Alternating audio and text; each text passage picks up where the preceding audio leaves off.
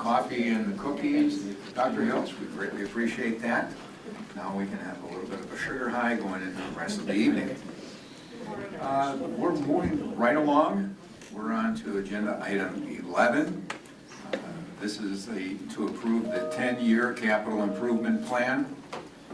One of the requirements to establish and maintain a long-term capital improvement trust fund, Fund 46, is board approval of capital improvement plan that is at least 10 years in duration.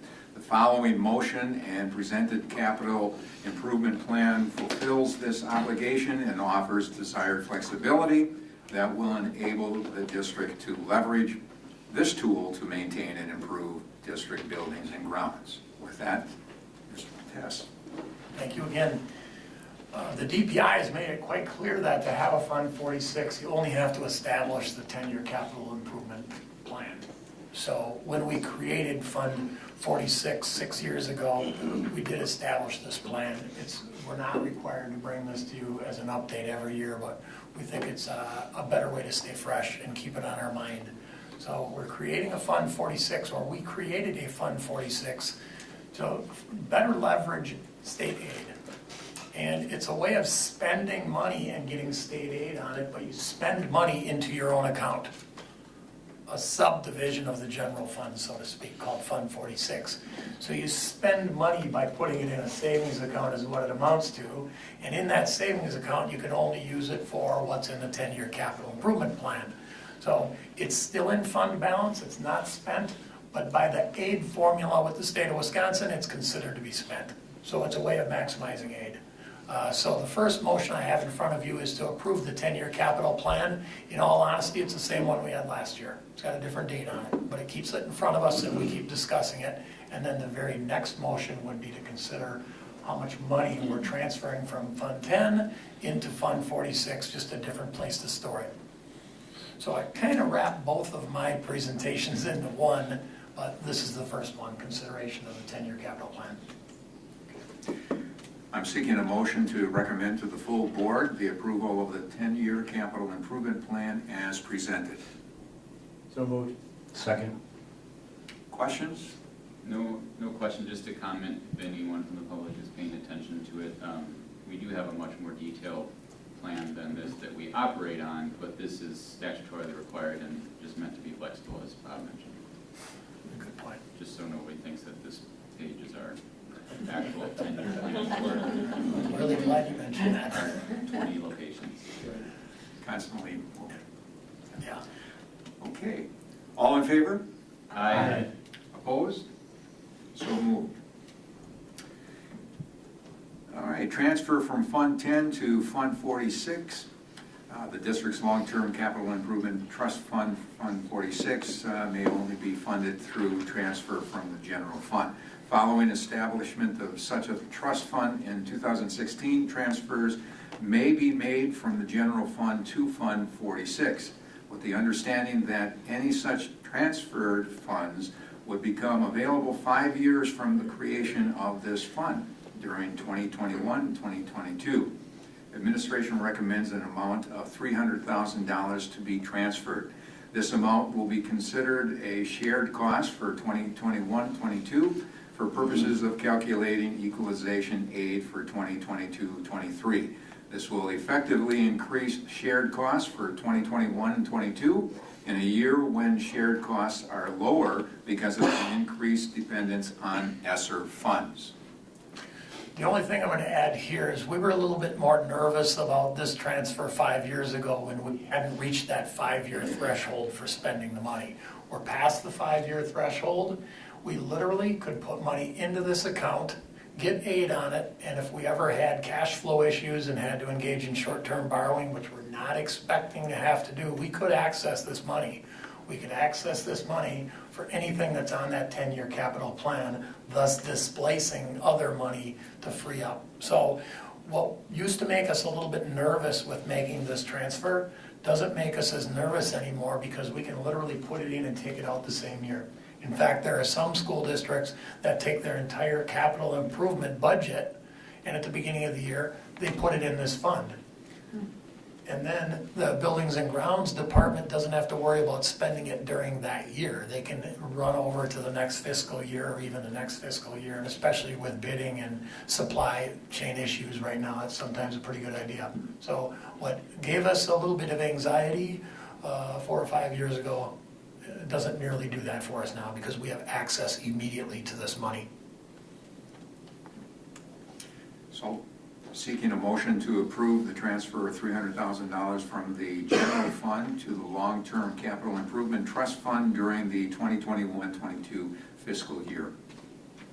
So moved. Second. Any questions at this time? If not, all in favor? Aye. Opposed? So moved. Thank you. Okay, next item, Agenda 13, Employee Handbook. Each year, we review our handbook for any updates and edits that may be needed. The attached list of updates is being submitted by administration for approval. As you will see from reviewing the information, most are procedural or housekeeping updates to keep our handbook aligned to current practices. So with that, Ms. Skender. Good evening. I need to turn in I gotcha. The review of the handbook changes that I have for tonight, I just wanted to refresh everybody's recall that might have been here last year and listened to the presentation. There are 3 main areas of focus that we always look at when we're doing handbook updates. We're looking for things to make procedures consistent between employee groups. We're looking for efficiency of work as we implement those types of procedures in the handbook so that we're not duplicating or sometimes doing in triple some of the same things. And we're also looking for alignment of those rules and expectations for staff. So that's kind of the 3 main benchmarks that we do our considerations of. The first slide here that talks about post-employment benefit model clarifications are just that. There's one slight change, but otherwise the main components of these are clarifications. There is a matching TSA contribution in the handbook for our teachers that were hired after January 1st of 2011. Up until this point in the handbook, it said that the only way that they would get that matching TSA contribution is if they participated with a Wisconsin WEA tax sheltered annuity. So it was only with the one provider.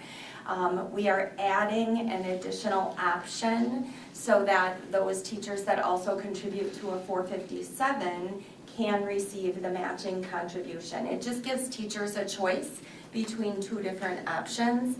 And our 457 plan is a really strong plan, and it definitely does give staff just that second option if they choose. Some choose not to participate in the WEA tax sheltered annuity because they might have their investments with a different company as an example. So this gives them another avenue. The supports, so the 457 is the add. And it would be a clarification with regard to WEA not being the only option. We have reviewed this with them. They're well aware and supportive of the addition of the 457. For the support staff changes, it's simply clarifying and simplifying the payment process. The benefit is the exact same, the payment is the exact same. It's just that we're going to make that payment upon retirement for those that are eligible for that payment. So they get payments based on years of service and that sort of detail, but rather than doing those on a regular basis, we'll do that at the time that they are eligible for that retirement benefit. Does anybody have any questions about those 2? Because those are really the meat of what we are bringing forward today. The additional handbook changes, I just gave you kind of a bulleted list. We have to update, of course, all of the dates. There's lots of dates in the handbook and we have to roll them forward to next year. So those are scattered all through the entire document. We have a number of changes coming up with principals, admin assistants, anybody else who has a name or a title that are included in the handbook, and there's a shift in that position. We have to update all of those. We are adding a little bit of procedural clarification to our snow days and exchange days sections, doing what we've been doing the last couple of years in both of those areas. However, every year it seems we're fielding the exact same questions on a snow day from our support staff, particularly. But we're gonna just tighten that up and make sure that that language is better describing what it is that we do from a procedure standpoint to hopefully cut down on the number of times we have to answer the same questions.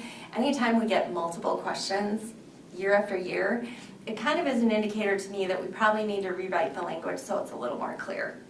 So that's what we're working on. School calendar obviously is updated. There are a couple of legal updates. Title IX update, you did a bunch of changes to the policy recently because of some changes. And there are a few other legal updates in policy that are going to drive just updating those links or updating potentially the language that's in the policy or in the handbook to match the policy.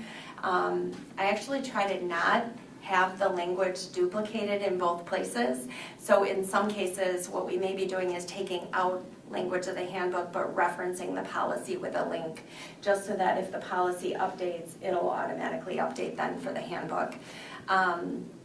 And then making sure that all of those links work appropriately.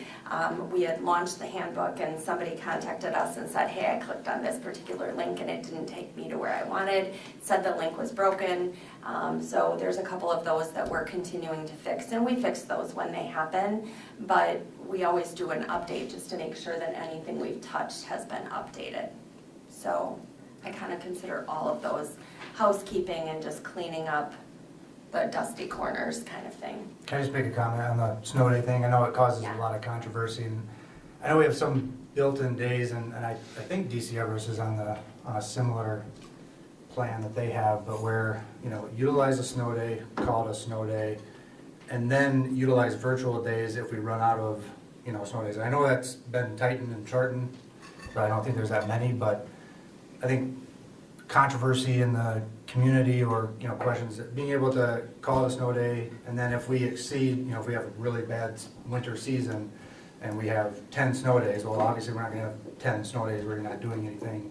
We're gonna use up our bank, and then we'll move into virtual days if needed. So I think that's what DC Everest does, and I think a lot of other school districts have deployed, and I'm not trying to open up a can of worms and change things, but I think you'd get a lot more appeasement in the community if that were a practice that we would deploy.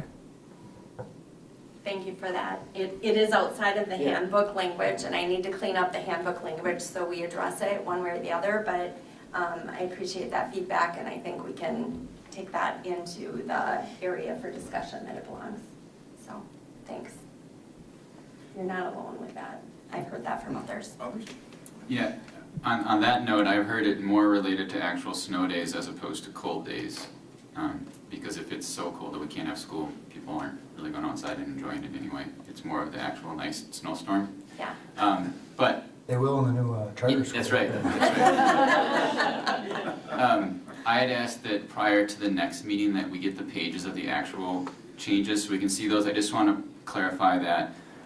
That would be for like the post-employment changes, procedure updates, but not like dates, Okay. contact names, and unless I somebody else appreciate that wants to clarification. see all those, I don't need to see the pages of contact names or just dates changed from this year to next year, but just the ones that are actual procedure changes would be good to have in board book for the next one. And I can provide that, no problem.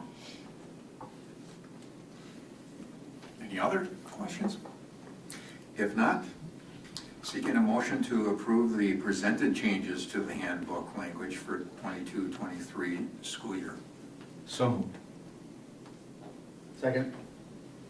Any further questions? If not, all in favor? Aye. Opposed? So moved. Thank you. All right, moving right along to agenda item 14. The board will review the suggested changes to policies included in the Neola update. And we're going to go through this, and Dr. Hills is going to walk us through it. As we- Nothing better than a good policy review. So, For the folks who are watching, who are here, just so everybody knows, again, we have a policy review company, Neola, who employs a team of attorneys to watch for changes. They send us a list of those recommended changes and some options. Administratively, we spend quite a bit of time poring over these, doing some research, making some recommendations to bring to the board, and that's what's coming here tonight for the board's first review. So we will go through this quickly. I did receive a couple of school board member questions on a couple of policies. We'll certainly pause there. But what I hope we can do is I'll just for order's sake, I'll just read through them, and if somebody needs me to stop, just please do so, and then we'll pull that policy up. Cassie will pull that up for review, and we'll certainly entertain any questions. Make sense? All right, so I'm going to go ahead and start right at the top. I'll just follow the order on the agenda. So 8310, 8330, 8450. I have something I'd like to add. Okay. Let me just open it up. 8450. So, sorry, let me expand this. So on page 1,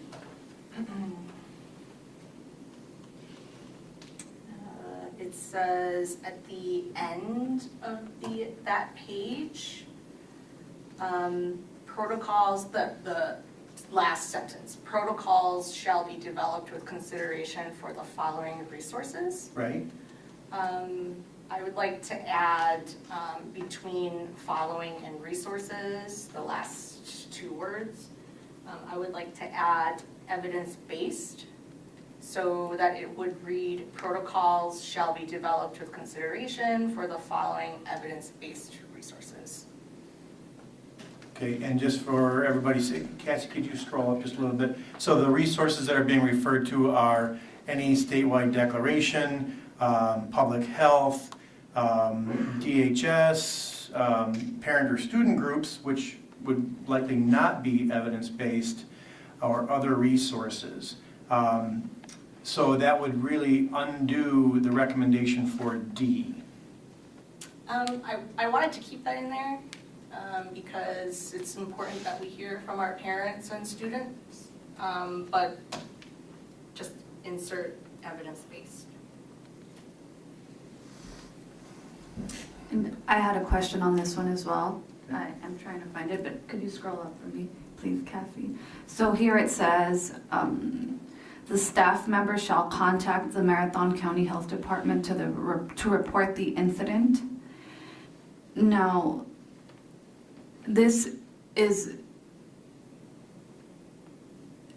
just thinking that there might be a communicable disease. So what if there isn't? The staff members still reporting to No. Marathon County? No, no, it's only under these conditions that they would report to Marathon County Health.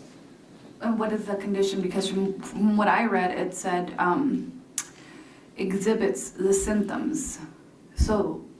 Right, so currently, if someone has, well, currently with COVID, if somebody has the symptoms, if they get tested, they report that to Marathon County Health. Okay, so they would have to go through a test or some sort before reporting it to Am I reporting this correctly, Mrs. Gundrum? Florida. Yeah. You might as well stay right there. So with any communicable disease, it's required that the staff members, and typically it's our nurses, when they've identified somebody that has a communicable disease, that they then communicate that to the county health department. It's just a required reporting aspect. We do the same thing with our staff, but that's us in human resources that do the reporting. And we are doing reporting even for just home tests. And then basically it's our job to report them. It's their job to figure out if they're going to do anything or need to do anything in response. So our reporting it doesn't necessarily mean that anything changes. So is a child being tested on school grounds for whatever disease they think the child might have? We don't do any testing in the district, even for COVID, although we have access for parents to go to. We don't do any testing. Our nurses are trained to identify symptoms that are commonly connected to. We are required to report anybody who has those symptoms, and then they follow through. So for example, communicable disease, I actually think that falls under anything like chickenpox, for example, or some of the other things. If we have a student that's been identified with those, they are required to report that. So, And we when just you say required, this is a statutory requirement. Correct. Like I think that's how the statute reads, if I haven't looked at it in a long time, but I believe you are correct. that's how it Yeah. reads. So we just follow exactly what we have to with regard to that. It's similar to, although different, to reporting for mandatory reporting. We're required to report if we see something that we believe might be that. It's up to the county to do the research and to do the follow-up to determine if it is a situation that they need to respond to, and they're the ones that then respond. We just do the reporting. Thank you.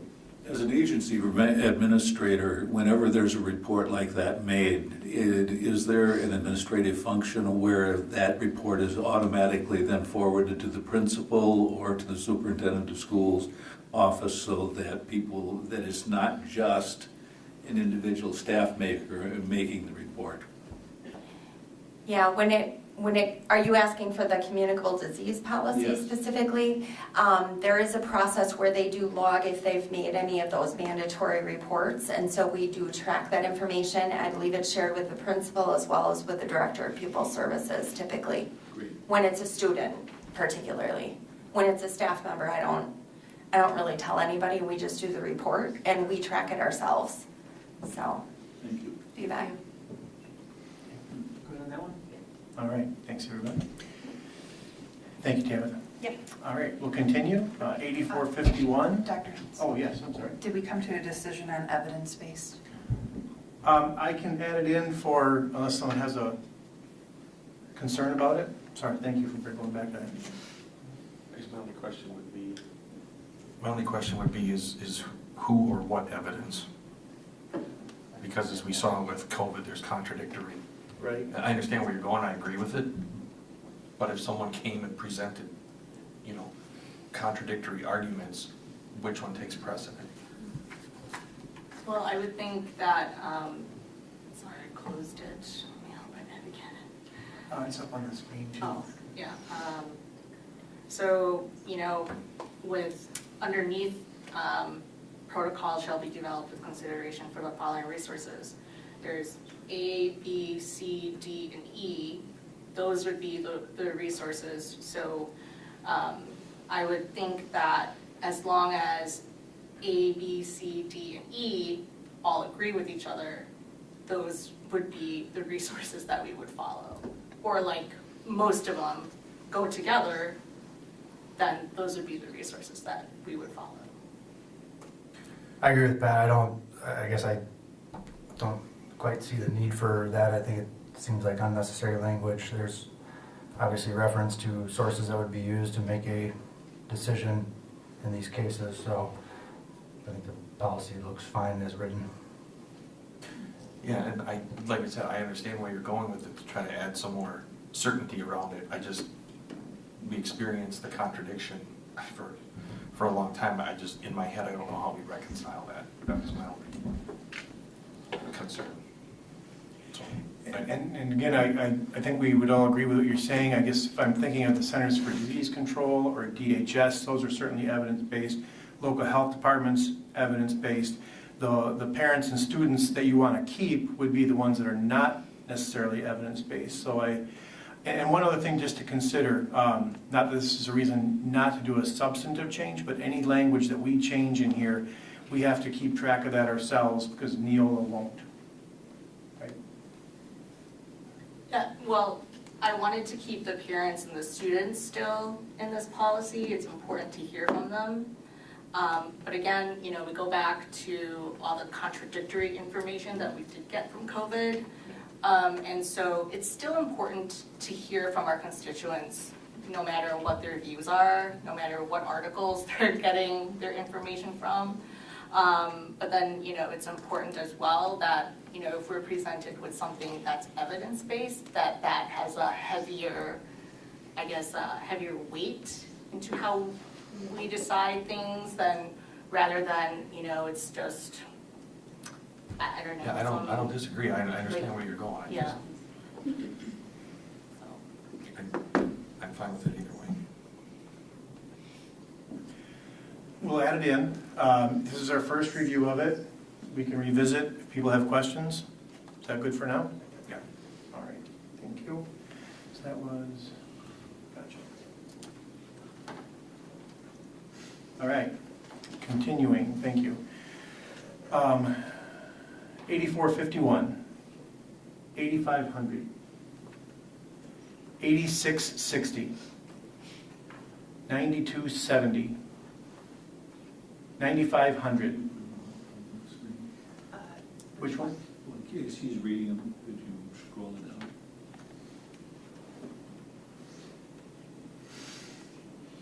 Thank you. So I think we're at 9,500, correct? 9,700? 9,700.01. 9,800.01. 0100? 0122? 131.1? And here we had a question, right?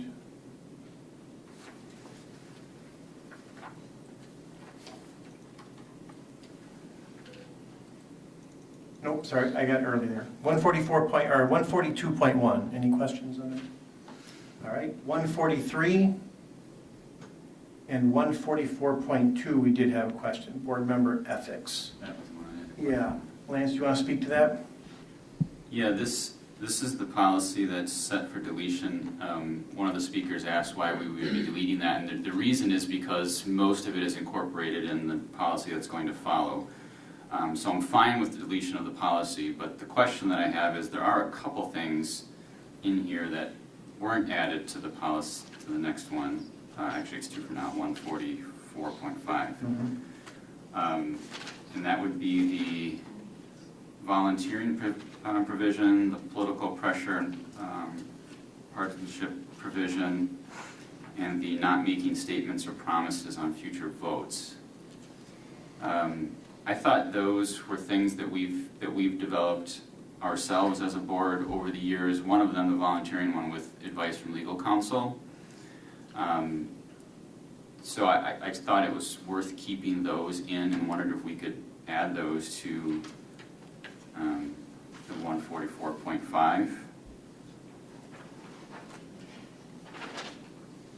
I'll just comment a little bit, Lance. You are correct. So the volunteering is section H.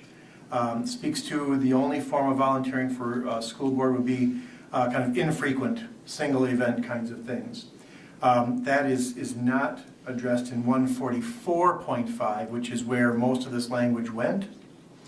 I do want to just point out, and I'm sure you saw this because I know you're very thorough, there is in 144.5 a reference under subsection P, under general expectations. It says, board members shall refrain from using their board positions for personal partisan gain. I didn't know if that covered what you were thinking, or if you want that language specifically out of 144.2. Yeah, I saw it. It's not exactly the same. I'm not too hung up on it either way. I think it sort of covers the same thing. I liked how, no offense to Neola, I like how we phrased it in our own development. But it's not something I'm going to fight strong about because it's mentioned in the new version. Any feedback? Questions? If no one else is thinking that part needs to be changed, I'm not going to fight for it. It's not a big deal to me. The other two are more important, frankly.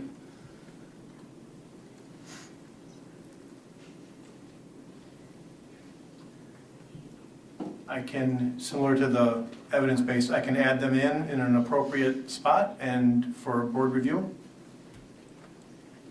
I think that if there's a question there, as last, Yep. maybe we should take a look at that. Yep, will do.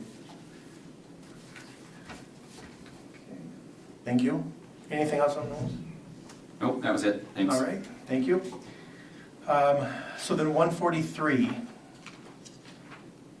And we just spoke about, 144, oh, sorry, 144.3, no questions. We just spoke about 144.5. You'll see it's on here twice because there was technical changes as well as some substantial changes. Anything else on 144.5? Otherwise, that's where that language from 144.2 will go. Okay.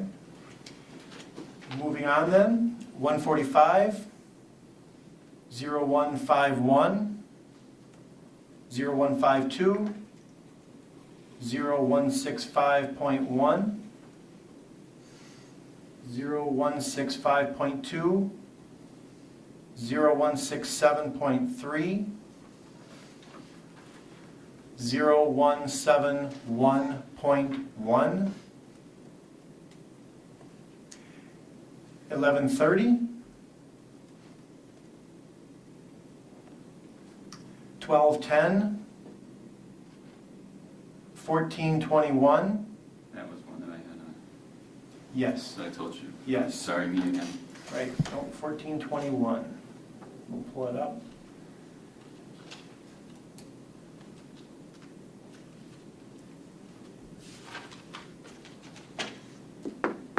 And this one is more of me wanting to point it out for the board, in case everybody isn't aware, and then to discuss.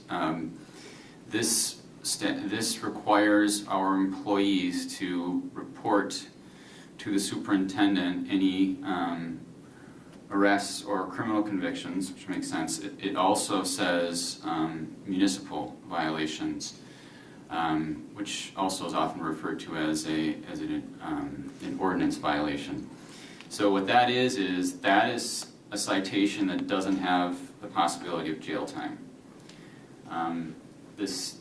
The policy as written says, but you don't have to do it for minor traffic offenses, so that's good. But there's a lot more than that.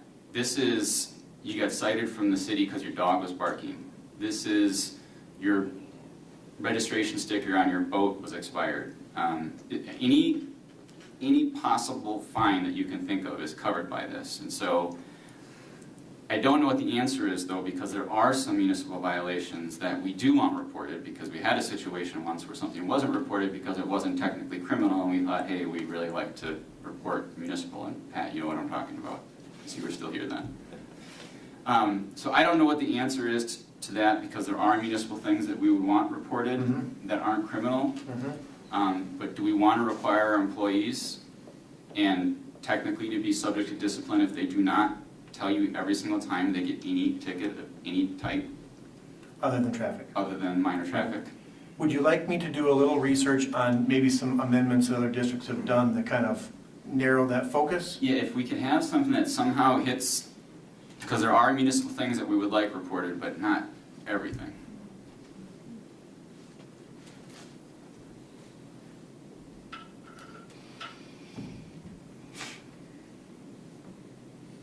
I'm seeing a lot of nodding of heads, Yeah. agreement, yeah. Okay. Let me see what I can learn about that. Okay, thank you. Good, thank you. So that was 1421. Anything else on 1421? All right, continuing then, 1422, 1422.02, 1460, 1662, 2210, 2240, 2266, 2414. I think there might be a couple on this one. Yeah. So my question on that one, Keith, is what part of our existing policy, or is there a part of our existing policy that is non-compliant with current state statute? H. On the second page, Cassie. And that's the addition of the safe, Correct. okay. If you continue down just a bit there. There. And, okay, so H is an addition per the statute that we need to add just to be Yes. compliant? Okay. Yes. And there's nothing else in this policy that is going to drive any curriculum change. No. Okay. Yeah, I'll stay up there for a second, let you Okay. ask your next question Well, if there is. and I guess, you know, where I'm going with it is that if the addition of age is what we have to do in order to remain compliant with the state statutes, Yeah, would we not be better served, given all of the attention that we got tonight, if it's not gonna drive any change, just to take that concern off the table, add H to the existing policy and leave everything else as is? yes, I did place a call to our Neola representative today just to ask, why did they move all this language around? And they said, again, the attorneys just thought that it would be better, more in align with the Act 90.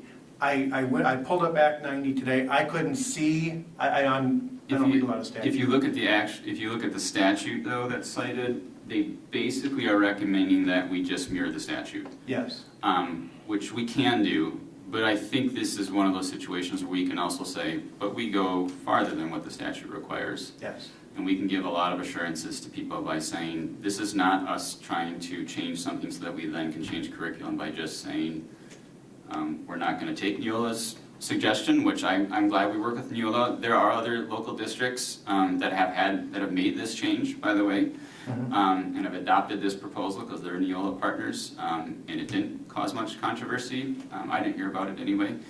But we do have a lot of concerns, so I agree with Pat. I think if it ain't broke, don't fix it. Let's keep doing what we're doing. I'm just gonna reach out. And I'm gonna just add Go to ahead. that, Yep. because of the fact that I think as I'm watching people and we're talking throughout the day, I think keeping it the same as it is, your comment is a metaphor I used earlier in the day, if it's not broke, why try to fix it? It's not broke. So if we just keep this here, and a lot of things that Neola does, and one of the nice things about Neola, they try to eliminate redundancies, but sometimes redundancies are good, because it reminds you off of the language, what previous language should be there as well. And there were a lot of great points made this evening about how the change can be interpreted. Correct. And given where we're at, I mean, we just talked about all the great things with the referendum going on. I mean, just take the noise out of the system, add in the statutory requirement, and let's move on. Yep. I'm just gonna look back. Dr. Roush, do you see any reason we couldn't Yes, proceed in that? You do see a reason? well, I Come on. have a suggestion. Yes.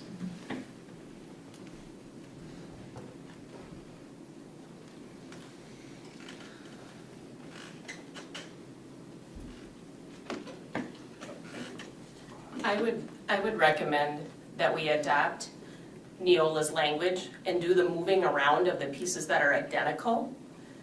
Just because then, as Dr. Hilt has pointed out before, anytime there are updates, Neola will help us track all of that.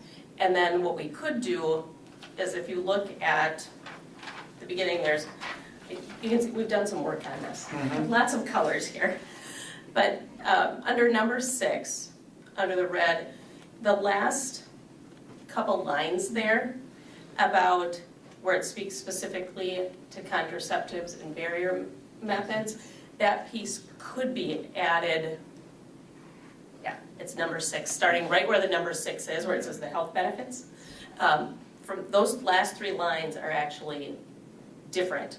So that could be inserted somewhere, but I would still make all the other Neola changes just so that it's in alignment, and that'll help us track it and track our alignment with the statutes going forward.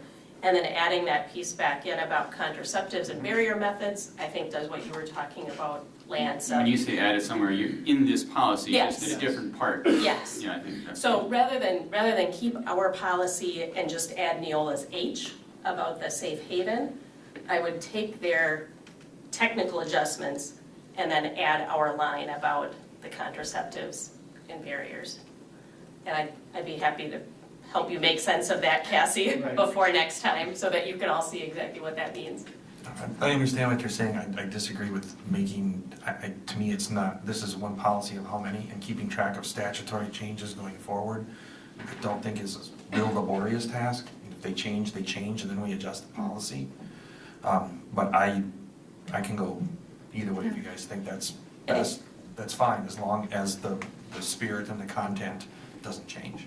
Yeah, content-wise, it's those 3 lines at 6, and then letter H in the green section. Let me ask that are the you additions. this, though. Sure. Why take the verbiage out if it's not harmful? I mean, I'm thinking about, I don't want to have our community think that we're not teaching about contraception. I think one of the comments was very well stated, the fact that it's not what students just need now, it's what they need for the future as well. Right. And when you talk about this, being an ex-health teacher here in this district in the 80s and 90s, you know, we were talking about contraception back then. So I think it's very important that it is really out there saying that, yes, this is what we do. I agree. My suggestion would be to add back in the 3 lines that were deleted about contraceptives and to add letter H, which is about safe haven. And then accept the other Neola changes, which are literally just moving language. If you look at all the red, that's A through G, those are all repeated in the green, and then H is added. So I think it keeps us as close to Neola as possible, and it does exactly what you just said, Jim. Make sure that we emphasize we are going to teach about contraception and barrier I methods. think as long as it's in there, if you think that it's worth it to you to do a little bit of work now to organize it to help you later, I don't have a problem with that, as long as it's in there. And I think that would be helpful to when we get to the point of reviewing curriculum, when there are new standards or whatever prompts that review, I think it would be helpful to the advisory committee too, to have that laid out clearly. I think, Dr. Rush, your suggestion makes perfect sense. It's the simplest fix. I mean, it really is. That way there's no controversy. And it makes it simplified and cleaner. I agree, and I think the public really needs to be aware that this statute also sets up an advisory committee that reviews this curriculum. It includes parents, it includes clergy, it includes professional mental health and healthcare providers. The policy is one that is very solid in terms of getting community representation. And somehow this got over-publicized and people are very afraid and very reactive. But the reality is that there is a community input in this part of this statute. I'm fine with that, if that's what you want. We can bring a clean copy so it's very clear what's included. Okay. Yeah, correct. If you can do that and bring it back, it would be perfect. Yes. As Lee stated, perception is the individual's reality, and we need to perceive that we are doing all of this. And we could do a side-by-side to make it very clear for people. It's not that we don't love My media concern attention, was a red line of 3 and 4, but like you said, they're reworded in green, and I see that they are reworded in 5. Yes. So I think those would be 2 other ones that would be good to compare. Yeah, I can give you the exact crosswalk. Okay. In number 2, where it refers to puberty, Yes, that's, for number 3. Number Yep. 3, puberty. so number 2, it's puberty for number 3. In number 3, pregnancy is touched in letter D. Parenting is touched in letter C. Body image is touched in number 1. And gender stereotypes are touched in number 4. Okay, perfect. And I think that would be great to bring to the public because they just see the red lines and I think we're trying to gut everything and not trying to teach our kids about contraceptives, which is not what we're trying to do. No. And I appreciate the opportunity to help make this more clear. I understand not everybody's familiar with the Neola process, so happy to make that more clear for next time. Thank you. I have one suggestion to add to this policy. So shaken baby syndrome, someone told me that it was part of state statute, and we do have students that babysit as well. So I think adding that to this policy, just to teach about shaken baby syndrome would be important.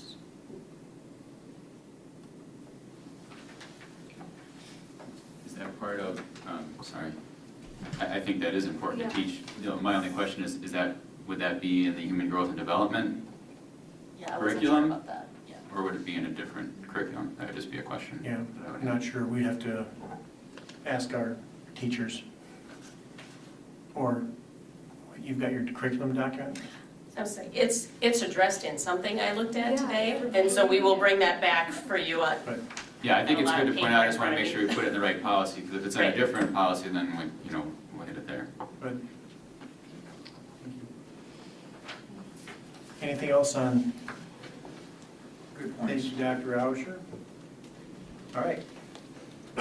Excuse me. All right, continuing on. 2421, 2430, 2431, 2605, 3120, 3120.04, 3121, we will do that same research, that's the question that Lance asked earlier. 3122, 3122.01, 3122.02, 3160,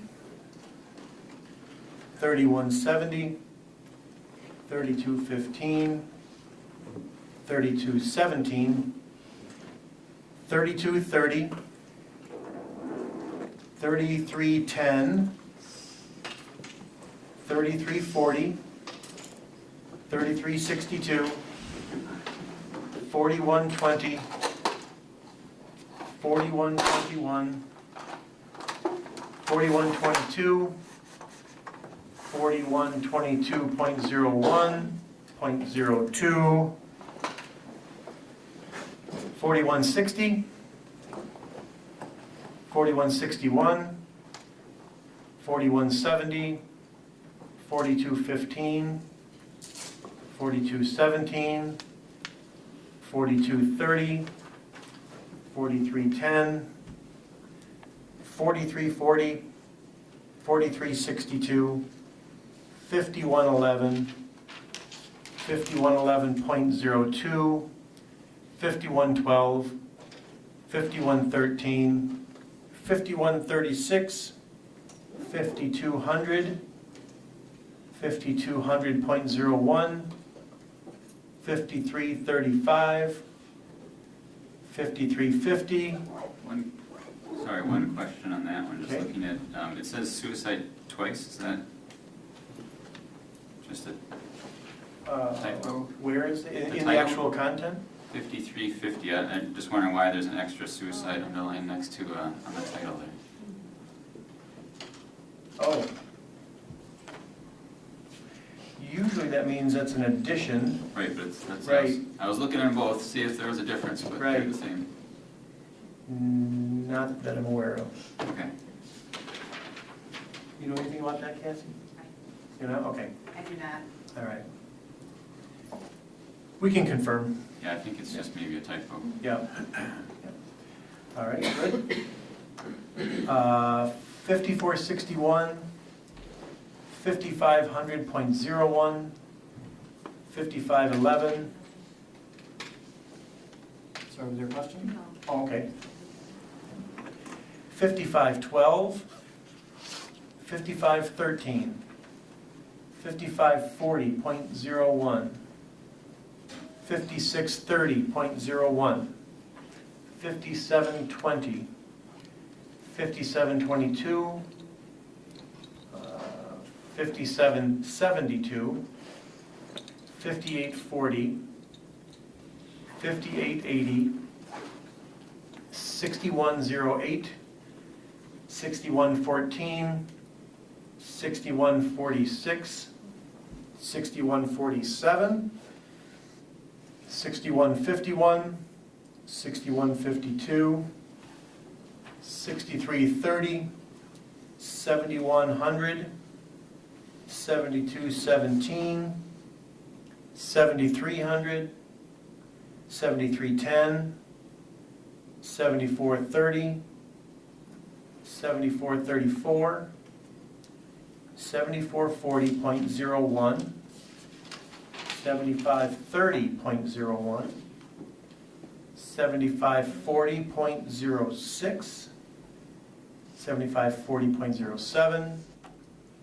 7542, 7550, 8510. Now here we have to pause here for a moment. This district spent a lot of time a few years ago creating a wellness policy. That's what 8510 is. And I apologize, I don't remember if it's A or B. One of these is our policy, and one is an extensive rework by Neola. I know that when we first reviewed this, we did not accept the Neola wellness policy because so much work had been done earlier.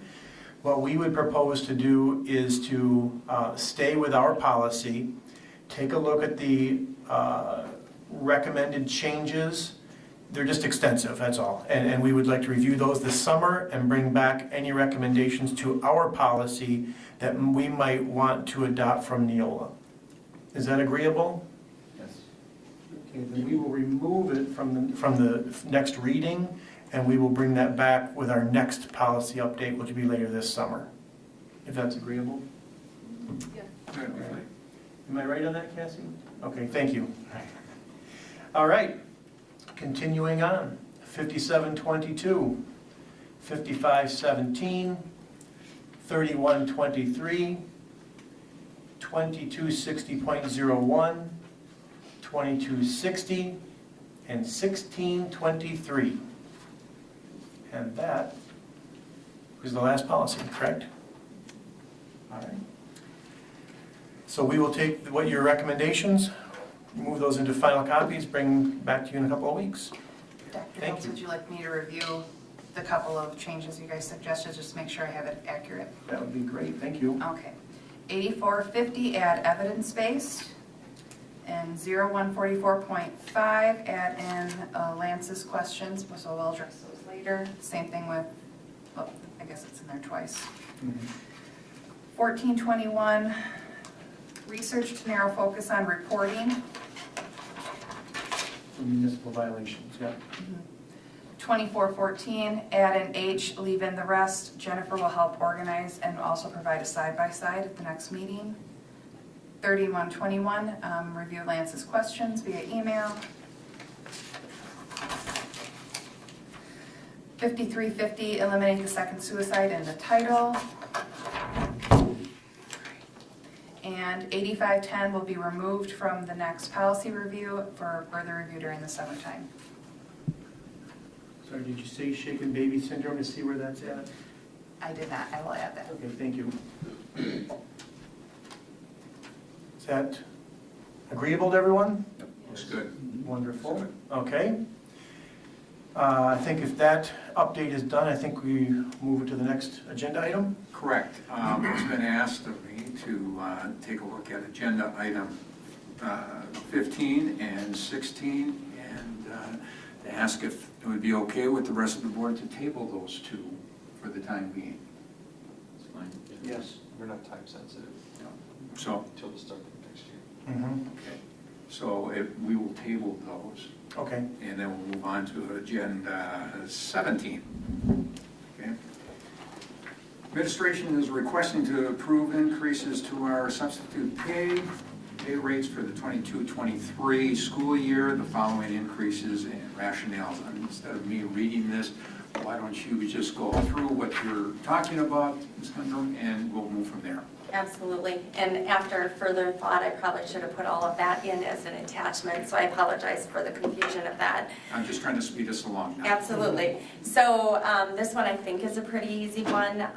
We are looking to modify our sub-pay rates. Last meeting you heard from us with regard to the approval that you did for staff increases. We did not specifically call out the sub-pay increases at that time. So we are asking for adjustments for all of our support staff sub-positions of 95 cents an hour to mirror image the increases that we did for our support staff. One separate exception, however, would be non-special education paras would receive $1.06 per hour. And that's to bring them up to at least the average for our regional comps. I went through all of that information and we would need $1.06 to hit the average, and I would like to have us at least paying the average. Regular daily sub-teacher rate would move to 130 based on this recommendation. That represents a 1.5% increase. It would put us essentially similar to 3 other area school districts, and we would be tied for the second place in pay rates.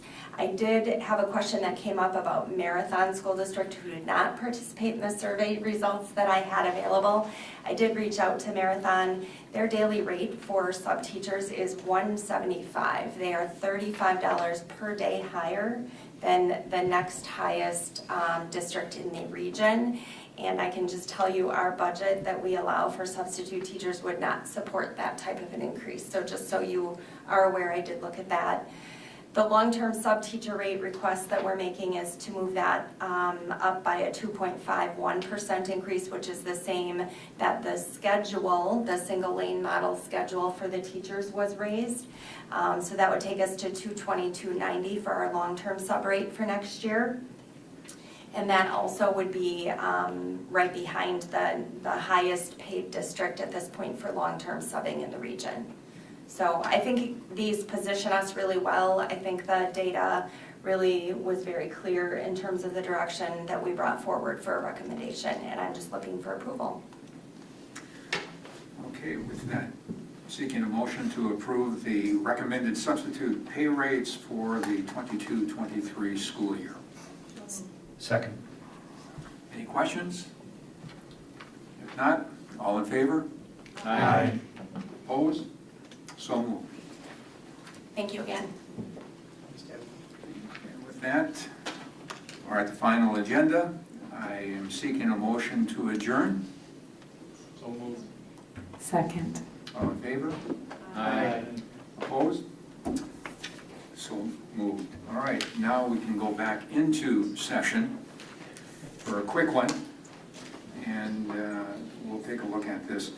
We're going to call to order a special meeting on Monday, May 23rd, 2022, special meeting to move forward with the approval of the consent agenda. First of all, I'll ask for a motion to move that forward. So moved. Second. Any questions? If not, all in favor? Aye. Opposed? So moved. Welcome back. And then, as just presented, this had to be the special meeting so that we could approve this and move forward. As presented to us by Ms. Gundrum, I'm seeking a motion to approve the recommended substitute pay rates for the 22-23 school year. So moved. Second. Any questions? If not, all in favor? Aye. Opposed? So moved. I'm seeking a motion to, Before we adjourn, okay. could we introduce someone? Oh, go ahead, yes, absolutely. We happen to have a new director who made the effort to come over here tonight. I'd like to introduce or reintroduce for many of you, Katie Caldwell.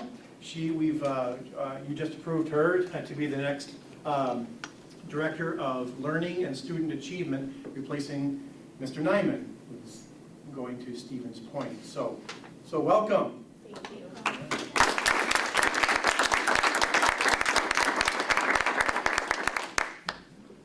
I'm sorry about that. It's like a horse going back to the barn. You know, moving along, you gotta keep on moving. So I'm seeking a motion to adjourn. So moved. Second. All in favor? Aye. Opposed? So moved. You call her a horse? Oh, all right. This is the horse that's running back to the barn. There are garbage. There's garbage located underneath the coffee machine.